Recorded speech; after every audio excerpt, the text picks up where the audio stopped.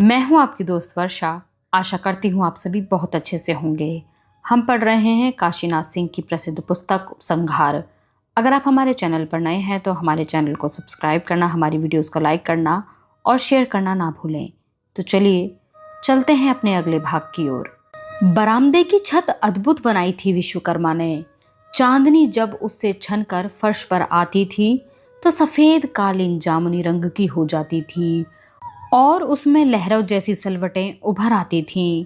डोंगी जैसी आराम कुर्सी पर अधलेटे कृष्ण जमुना में विहार करते नजर आते थे।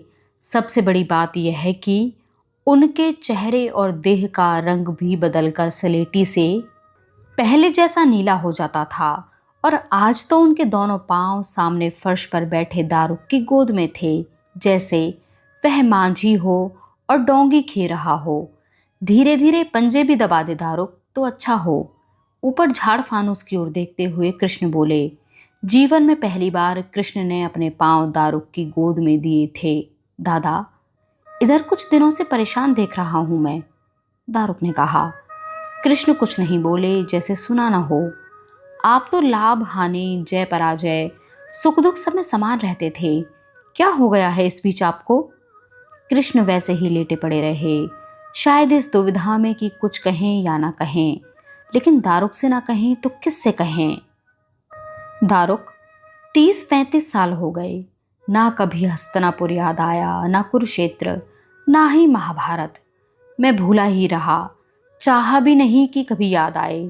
मैं इस बीच द्वारिका को समृद्ध, संपन्न और सुदृढ़ करने में लगा रहा, एक ऐसा गणराज्य बनाने में जो दूसरे राज्यों के आगे मिसाल हो, जहाँ एक राजा न हो, राज्य का हर नागरिक राजा हो, जो भी राज्य का निर्णय हो हर नागरिक का निर्णय हो। तुम ही बताओ, मैं उस तंत्र को कैसे स्वीकार करता जिसके विरुद्ध सारा जीवन लड़ता रहा। लेकिन दारुक, इधर लगातार मेरे भीतर कुछ गूंज हो रही है, उथल पुथल मची हुई है। वह जगह में नहीं, सोए में भी सुनाई देती है। महाभारत शुरू होने के पहले ही जब दोनों पक्षों की सेनाएं आमने सामने डट गई तो धृतराष्ट्र ने संजय से जानकारी चाही। संजय ने गांधारी वगैरह को बुलाकर सबके सामने कहा, जहां कृष्ण है वहां धर्म है और जहां धर्म है वहीं जय है। यह मैंने सुना था। इधर बार बार यही प्रतिध्वनि मेरे कानों में गूंज रही है कि क्या सचमुच मैंने महाभारत में 18 दिन धर्माचरण किया था जिससे विजय मिली। कृष्ण थोड़ी देर चुप रहे और सोचते रहे। दारुक, कल आधी रात के आसपास की घटना है। मुझे गहरी नींद आई ही थी कि कमरे में दरवाजे के पास कोई चीज घिसटती हुई सी लगी, जैसे कोई घड़ियाल या मगर मेरे पलंग की ओर बढ़ा आ रहा हो। मैंने अधेरे रोशनी की, देखा तो टूटी टांग के साथ घिसटता हुआ दुर्योधन। उसने सिर उठाया और अपनी नहीं मेरी आवाज में बोला, और वही बोला जो युद्ध समाप्त होने पर पांडवों से बोला था मैं। आश्चर्य! सुनो पांडवों सुनो, कौरव महायोद्धा थे। तुम धर्मयुद्ध में किसी प्रकार उन्हें पराजित नहीं कर सकते थे, इसलिए मैंने तुम्हारे कल्याण के लिए छल कपट और माया के सहारे उनका संहार किया। दुर्योधन को धर्मयुद्ध में परास्त करना यमराज के लिए असंभव था, अतएव भीम ने किन उपायों से उसे मारा, इसे लेकर आलोचना करने का कोई प्रयोजन नहीं। हम लोग कृतकार्य हुए, विजयी हुए, सायंकाल उपस्थित हैं। हम लोग घर चलें, विश्राम करें। मैं दुर्योधन को रोकूं या उससे कुछ पूछूं, इससे पहले ही वह गायब हो गया। इसी तरह दारुक, 2 दिन पहले सूर्योदय के समय एक विचित्र घटना घटी। तुम्हें पता है कि मैं उस समय समुद्र में स्नान करता हूँ और सूर्य को अर्घ्य अर्पित करके उपासना करता हूँ जब वे उदित होते हैं।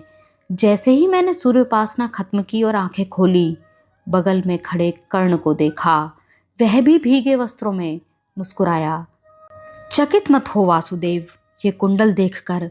काम हो जाने के बाद इंद्र ने इन्हें वापस कर दिया था मुझे। कवच नहीं दिया? दे रहा था, मैंने ही नहीं लिया। कहा अब लेकर क्या करूंगा, जब जरूरत थी तब तो मांग लिया था, अब किस काम का। हम दोनों बाहर आए। उसका सीना बाणों से बिंधा हुआ था, उसके वस्त्रों से रक्त टपक रहा था। अकेला था मैं, और अर्जुन के साथ इंद्र था, तुम थे, माँ कुंती थी। मेरे साथ कोई नहीं था। मुझे तुम्हें धन्यवाद देना था। मैंने तुमसे कहा था कि अर्जुन को मत बताना कि वह मेरा भाई है, वरना गांडीव तानते समय उसके हाथ कांप जाएंगे, निशाना चूक जाएगा। तुमने मेरे वचन की रक्षा की, धन्यवाद। हम दोनों श्याम शिला पर कुछ देर बैठे रहे। वह बोलता रहा, लेकिन तुमने मुझे फोड़कर अपने पक्ष में जो करने की कोशिश की थी वह तुम्हारी गरिमा के अनुकूल नहीं था। यह नहीं करना था तुम्हें। ऐसे ही जब मेरे रथ का पहिया कीचड़ में धंस गया था, मैं विरथ था, अस्त्रहीन भी था। मैंने अर्जुन से कहा था कि देखो, क्षत्रियोचित आचरण करो, मुझे रथ पर आ जाने दो, धनुष बाण ले लेने दो, तब बाण चलाओ। लेकिन तुमने उससे कहा, नहीं, यही अवसर है, मार दो। मेरी शिकायत यह नहीं कि तभी उसने मुझे मार गिराया। शिकायत यह है कि तुमने मुझे उसके सर्वश्रेष्ठ धनुर्धर होने का रूप नहीं देखने दिया। मैं तो रथ पर बैठने के बाद भी मारा जाता, क्योंकि अर्जुन की मृत्यु के मेरे सारे बाण खत्म हो चुके थे, उन्हें पहले ही व्यर्थ कर चुके थे तुम। फिर भी युद्ध करते हुए उसके कौशल मैं भी देखता, और यह ब्रह्मांड भी। दुख इसी बात का है कि उसके धनुर्धारी होने का कौशल न तुमने भीष्म के युद्ध में देखने दिया, न द्रोण और न जयद्रथ के। वह उठ खड़ा हुआ। सुनो, मैं भी कुछ कहना चाहता हूँ, मैंने कहा। वासुदेव, तुम्हें जो करना था कर दिया, अब कहोगे क्या? वह जाते जाते रुक गया, बोला, एक बात और यह अंतिम बात। वासुदेव, कहा था तुमने कि मैंने एक स्वप्न देखा है, जैसे तुम एक रक्त रंजित पृथ्वी को हाथ से पकड़कर फेंक रहे हो और उस अग्निस्तूप के आगे खड़े युधिष्ठिर स्वर्ण पात्र में घृत पायस खा रहे हैं। कहा था ना? वासुदेव, इस कथन को थोड़ा ठीक कर लो। खाना चाह रहे हैं लेकिन खा नहीं पा रहे हैं, और खाएंगे कैसे? मुंह ही नहीं खुल रहा है। मैं उसे देखता रहा और वह सूर्य की किरणों में खो गया।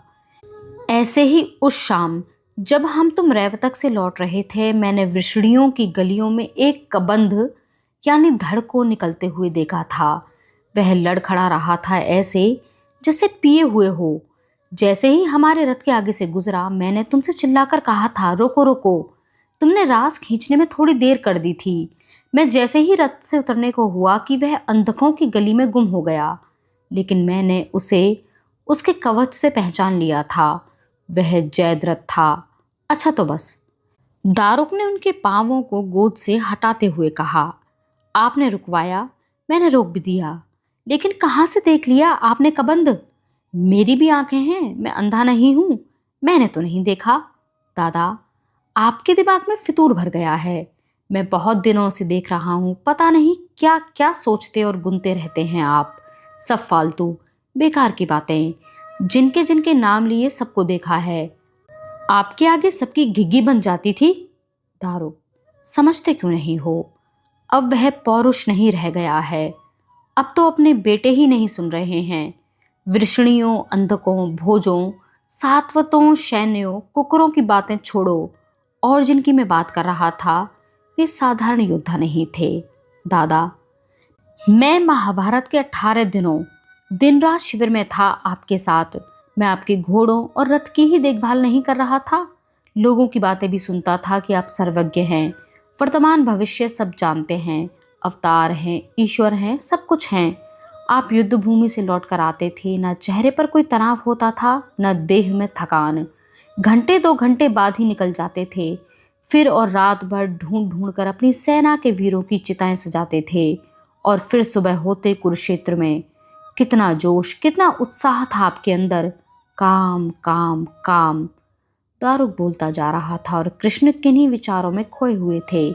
जब वह चुप हो गया तब कृष्ण बोले, दारुक, अच्छा याद दिलाया तुमने। जब युद्ध भूमि में दोनों सेनाएं युद्ध के लिए तैयार हुईं, तो अर्जुन गांडीव फेंक कर बैठ गया। क्यों लड़ें? किसके लिए लड़ें? मारकर क्या मिलेगा? यह पितामह हैं, ये भाई हैं, ये चाचा हैं, यह गुरु हैं, सभी सगे संबंधी हैं। किससे लड़ें? मैंने मन में कहा, हुआ बंटाधार। तब मैंने लंबा चौड़ा भाषण पिलाया उसे, ताकि वह जी जान से लड़े, युद्ध करे। क्या होगा क्या नहीं होगा सोचना छोड़े। उसी में मैंने कहा था कि तुम्हारा अधिकार सिर्फ कर्म करने में है, फल में नहीं।